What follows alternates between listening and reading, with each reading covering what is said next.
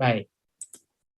Ustaz ambil contoh yang pertama. Memang kalau Ustaz nak bentang semua intipati yang ada dalam buku ni, jenuh lah. Sebab puluhan disenaraikan tentang, bahkan ratusan yang disenaraikan tentang apa yang ada pada batang tubuh kita, menggambarkan Allah yang begitu seni dalam memberikan keamanan pada kehidupan kita. Contoh, alis mata dan manfaatnya.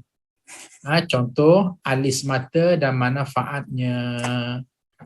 Ni dia alis mata ni, yang kecil-kecil ni, panjang ni, yang biasa orang lorek dengan pensel 2B ni kalau orang perempuan kan. Nah, okey, bawah pada alis mata ada kelenjar mata, kemudian ada bulu mata, kemudian ada kelopak mata, kemudian ada anak mata. Hadirin muslimin dan muslimat sekalian, afahasibtum annama khalaqnakum abatha. Allah menerjah dengan soalan, wahai manusia, ingatkan aku buat ni kosong-kosong gitu ke? Rasa nak tebuk buat mata, rasa nak tarik buat alis mata, tak. Semuanya ada hikmah dan tujuan tersendiri. Paling tidak kamu akan kenal aku, bagaimana aku protect kamu. Aku telah mengamankan kamu daripada masalah demi masalah. Jadi, ambil saja alis mata. Selain untuk keindahan, perhiasan dan nilai estetika, alis mata juga berfungsi melindungi mata dari sesuatu yang mengalir dari atas kepala. Alis mata mempunyai ukuran demikian kerana jika kurang dari itu, fungsi keindahan dan perlindungannya akan hilang. Sebaliknya, jika lebih dari itu, nescaya akan menutupi dan akan membahayakan mata. Selain itu, penglihatan mata juga akan terhalang. Maknanya, Masya Allah, Allah jadikan alis mata itu dengan sedemikian rupa desainnya, patternnya, besar kecil setara tu, panjang pendek setara tu, tinggi rendah macam tu, lebar macam tu, bukan sia-sia. Tetapi ada hikmah dan tujuannya. Hikmah dan tujuannya ialah nak protect mata, nak memastikan kestabilan mata, nak memastikan mata itu tak berhabuk. Dan semua yang dibahaskan ini menggambarkan Allah sedang memberikan sifatnya al-mu'min.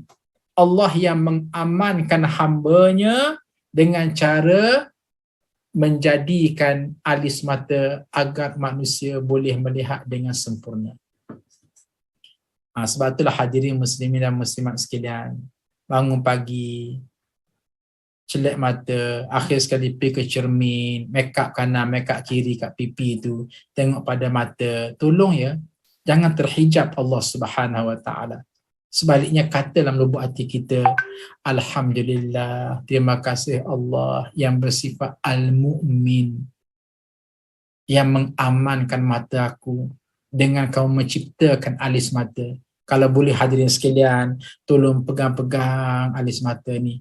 Sambil saya berkata pada diri sendiri, wahai Allah, Tuhan yang maha baik, Tuhan yang bersifat Al-Mu'min, yang mengamankan mataku dan kau menciptakan alis mata selain daripada untuk mencantikkan wajah aku. Terima kasih Allah, thank you Allah, thank you Allah, thank you Allah.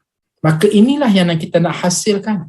Tauhid kita semakin membekas, iman kita semakin meningkat, kesetiaan kita kepada Allah semakin jitu, dan kita nampak Allah Subhanahu Wa Taala yang bersifat dengan Al-Mu'min. Masya Allah. Allahu Akbar. Belum kira dengan bulu mata. Kalau Ustaz nak huraikan satu-satu, hadirin sekalian, bulu mata ni sampai ke peringkat bilangan bulu mata yang ada di sekeliling ni, berapa dan berapa jumlah ini, semuanya ada signifikasi tersendiri. Kalau lebih, dia akan menjadikan mata itu kurang jelas. Kalau kurang juga menjadikan mata itu kurang jelas. Sebab itulah dicabar dalam buku tersebut, tidak ada sesiapa pun yang berani mencabut bulu matanya. Sesiapa yang berani mencabut bulu matanya, 3 hari dia tak akan tidur lena. Tak percaya, cuba cabut sekarang. Tu dia. Ustaz mencabar pendengar dan penonton mengharap Al-Quran saat sekarang ini, silalah cabut sehelai sahaja bulu mata anda sekarang. Nescaya balasannya apa dia? 3 hari anda tidak akan lena tidur. Sebab apa? Mata akan berair, mata akan kabur, mata tak akan selesa nak berkelip-kelip memanjang. Tak percaya, sila cabut sekarang. Bukan gunting, cabut terus. Cabut satu, cep. Sebagaimana kita cabut ubang kat kepala, cabut saja, cep. Nak beritahu, Masya Allah, sangat stabil tu. Jadi siapakah yang menciptakan bulu mata? Allah.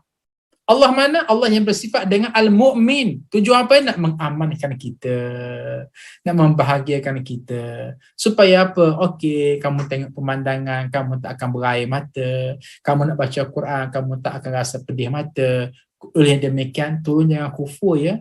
Jangan kufur nikmat mata.